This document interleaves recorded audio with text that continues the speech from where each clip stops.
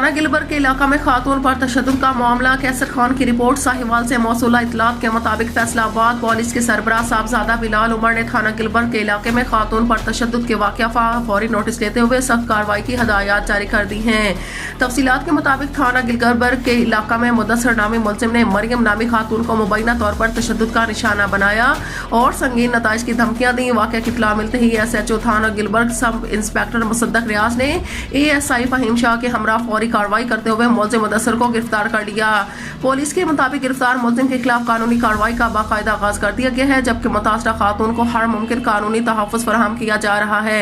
CPO साहबजादा Bilal Umar ने वाज़ेह किया कि शहरियों की जान और माल का तहफ़्फ़ुज़ और बिलख़ुसूस ख़वातीन के खिलाफ जराइम की रोकथाम फैसलाबाद पुलिस की अव्वलीन तरजीह है और ऐसे वाक़यात में मुलव्विस अनासर के साथ आईनी हाथों से निपटा जाएगा। शहरी हलकों ने पुलिस की बड़वक्त कार्रवाई को सराहते हुए उम्मीद जाहिर की कि खातून के तहफ़्फ़ुज़ के लिए ऐसे इक़दामात तसलसल के साथ जारी रहें।